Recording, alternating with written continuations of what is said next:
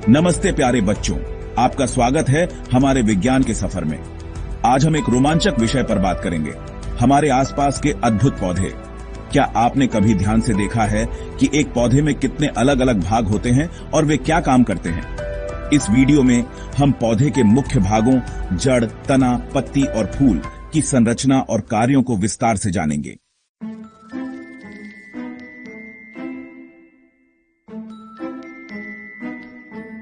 जैसा कि आप इस पौधे में देख सकते हैं, इसके मुख्य रूप से 4 भाग होते हैं। जड़, जो मिट्टी के नीचे होती है, तना, जो पौधे को सीधा रखता है, पत्तियां, जो भोजन बनाती हैं, और फूल, जो आगे चलकर फल और बीज में बदलते हैं।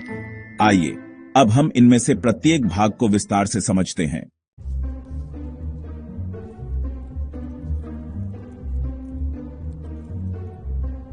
पौधे का वह भाग जो आमतौर पर मिट्टी के अंदर होता है, जड़ कहलाता है। जैसा कि आप चित्र 4.13 में देख सकते हैं, पौधे को ठीक प्रकार से जल देने के लिए हमें मिट्टी में पानी डालना चाहिए ताकि जड़ें उसे सोख सकें। आइए एक क्रियाकलाप करते हैं।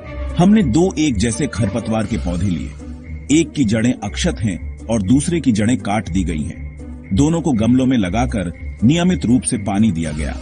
1 सप्ताह बाद हमने देखा कि जिस पौधे में जड़ें थीं वह स्वस्थ रहा, जबकि बिना जड़ वाला पौधा मुरझा गया। इससे पता चलता है कि जड़ों का एक महत्वपूर्ण कार्य जल को अवशोषित करना है। एक और क्रियाकलाप में हमने अंकुरित चने और मक्का के बीजों को रुई से निकालने का प्रयास किया। हमने पाया कि नवोद्भिद छोटे पौधे आसानी से नहीं खींचे क्योंकि उनकी जड़ें रुई में मजबूती से जकड़ी हुई थीं। इससे पता चलता है कि जड़ों का एक और महत्वपूर्ण कार्य पौधे को मिट्टी में मजबूती से जमाए रखना है। जड़ें पौधे को मिट्टी में मजबूती से जकड़ती हैं, इसलिए इन्हें मिट्टी में पौधे का स्थिरक भी कहा जाता है। क्या सभी पौधों की जड़ें एक जैसी दिखती हैं? आइए देखते हैं। चित्र 4.16 ए और बी को ध्यान से देखिए। चने के पौधे की जड़ें चित्र 4.16 ए की तरह होती हैं, जबकि मक्का के पौधे की जड़ें चित्र 4.16 बी की तरह होती हैं। हमने यह भी देखा कि कुछ पौधों में एक मुख्य जड़ होती है और उससे छोटी जड़ें निकलती हैं। इस प्रकार की जड़ को मूसला जड़, टैप रूट कहते हैं। मुख्य जड़ को मूसला जड़ और छोटी जड़ों को पार्श्व जड़, लैटरल रूट्स कहते हैं। चित्र 4.17 ए। कुछ पौधों में कोई मुख्य जड़ नहीं होती, बल्कि सभी जड़ें एक गुच्छे की तरह दिखाई देती हैं। इन्हें झकड़ा जड़ या रेशेदार जड़, फाइब्रस रूट कहते हैं। चित्र 4.17 बी।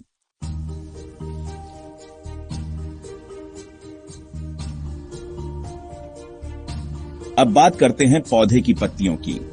आपने देखा होगा कि अलग अलग पौधों की पत्तियां अलग अलग आकार और डिजाइन की होती हैं। पत्ती का मुख्य भाग पर्णवृंत, पेटियोले कहलाता है, जो इसे तने से जोड़ता है, और छपटा हरा भाग फलक, लैमिना कहलाता है। पत्ती पर आप कुछ रेखाएं देख सकते हैं जिन्हें शिराएं, वेन्स कहते हैं। पत्तियों में शिराओं का यह प्रतिरूप शिरा विन्यास, विनेशन कहलाता है। यह 2 प्रकार का हो सकता है। जालिका रूपी रेटिकुलेट विनेशन, जिसमें शिराएं एक जाल की तरह फैली होती है, और समानांतर पैरेलल विनेशन, जिसमें शिराएं एक दूसरे के समानांतर चलती है। पत्तियां पौधे के लिए बहुत महत्वपूर्ण कार्य करती हैं। वे वाष्पोत्सर्जन, ट्रांसपीरेशन नामक प्रक्रिया द्वारा अतिरिक्त जल को वाष्प के रूप में वायु में छोड़ती हैं। सबसे महत्वपूर्ण कार्य है प्रकाश संश्लेषण, फोटोसिंथेसिस। हरी पत्तियां सूर्य के प्रकाश की उपस्थिति में वायु, कार्बन डाइऑक्साइड और जल का उपयोग करके अपना भोजन बनाती हैं। इसी भोजन से पौधे बढ़ते हैं। यह ध्यान रखना दिलचस्प है कि जिन पौधों की पत्तियों में जालिका रूपी शिरा विन्यास होता है, उनकी जड़ें आमतौर पर मूसला जड़ होती हैं, जबकि समानांतर शिरा विन्यास वाली पत्तियों के पौधों में रेशेदार जड़ें होती हैं। सारणी 4.2 भरने के लिए छात्रों को प्रेरित करें।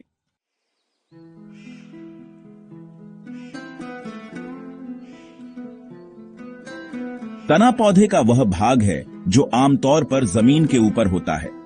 यह पौधे को सीधा खड़ा रखने में मदद करता है और पत्तियों, फूलों और फलों को सहारा देता है। तना जड़ों द्वारा अवशोषित जल और खनिजों को पत्तियों और पौधे के अन्य भागों तक पहुंचाता है। साथ ही पत्तियों द्वारा बनाए गए भोजन को पौधे के विभिन्न भागों तक पहुंचाने का काम भी तना ही करता है। कुछ पौधों में तना भोजन को संग्रहित करने का कार्य भी करता है। उदाहरण के लिए आलू एक भूमिगत तना है जिसमें भोजन जमा होता है। हमने यह भी देखा कि कुछ पौधों की जड़ें भी भोजन को संग्रहित करती हैं, जैसे गाजर, मूली और शकरकंद, जिन्हें हम खाते हैं। तो तने से ऊपर की ओर क्या जाता है? जल और खनिज। और नीचे की ओर क्या आता है? भोजन, जो पत्तियों द्वारा बनाया जाता है।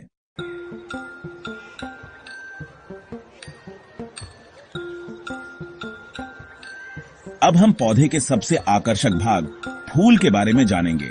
जैसा कि आप चित्र 4:19 में देख सकते हैं, एक पौधे को सबसे अच्छी तरह से तब पहचाना जा सकता है जब उसमें पत्तियां और फूल दोनों हों। फूल पौधे का वह भाग है जो प्रजनन में मदद करता है। क्या सभी फूल रंग बिरंगे होते हैं? नहीं, कुछ फूल जैसे घास, गेहूं और मक्का के फूल इतने चटकीले नहीं होते। आइए एक फूल की संरचना का अध्ययन करें। एक खिले हुए फूल का सबसे प्रमुख भाग पंखुड़ियां होती हैं। विभिन्न फूलों की पंखुड़ियां अलग अलग रंगों की होती हैं। कली में पंखुड़ियां छोटी पत्ती जैसी संरचनाओं से ढकी होती हैं, जिन्हें बाह्यदल कहते हैं। बाह्यदल फूल की कली की रक्षा करते हैं। फूल के आंतरिक भाग में पुंकेसर और स्त्रीकेसर होते हैं। पुंकेसर फूल का नर भाग है। यह दो भागों से मिलकर बना होता है, परागकोश, जिसमें पराग कण होते हैं, और तंतु, जो परागकोश को सहारा देता है। फूल के केंद्र में स्थित भाग स्त्रीकेसर कहलाता है। यह फूल का मादा भाग है और इसके 3 भाग होते हैं, वर्तिकाग्र, वर्तिका और अंडाशय। अंडाशय स्त्रीकेसर का सबसे निचला और फूला हुआ भाग होता है। इसके अंदर छोटी छोटी गोल संरचनाएं होती हैं, जिन्हें बीजांड कहते हैं। आगे चलकर अंडाशय फल में और बीजांड बीज में विकसित होते हैं। यह ध्यान रखना महत्वपूर्ण है कि सभी फूलों में बाह्यदल, पंखुड़ी, पुंकेसर और स्त्रीकेसर मौजूद नहीं होते हैं। कुछ फूलों में इनमें से कुछ भाग अनुपस्थित हो सकते हैं और कुछ में इनकी संख्या अलग अलग हो सकती है। विभिन्न फूलों की संरचना हमेशा एक जैसी नहीं होती।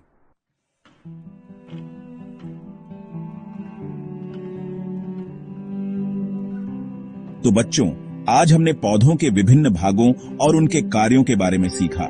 हमने जाना कि जड़ें मिट्टी से जल और खनिजों को अवशोषित करती हैं और पौधे को मिट्टी में स्थिर रखती हैं।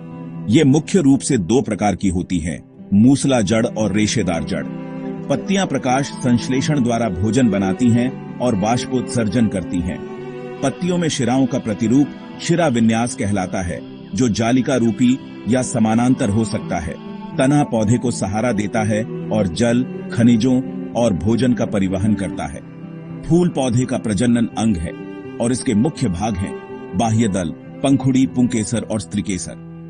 हमने यह भी देखा कि पत्ती के शिरा विन्यास और जड़ के प्रकार के बीच एक रोचक संबंध होता है।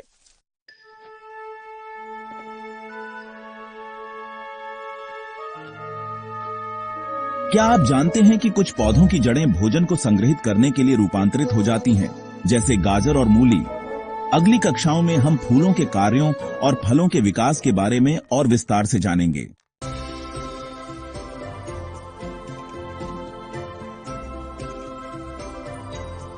उम्मीद है कि आपको यह वीडियो पसंद आया होगा और पौधों के बारे में बहुत कुछ नया सीखने को मिला होगा। अगर आपको यह वीडियो उपयोगी लगा तो कृपया इसे लाइक करें, अपने दोस्तों के साथ शेयर करें और हमारे चैनल को सब्सक्राइब करना न भूलें, ताकि आपको हमारे नए वीडियो मिलते रहें। अगले वीडियो में हम एक और रोचक विषय के साथ फिर मिलेंगे। तब तक के लिए धन्यवाद और खुश रहें।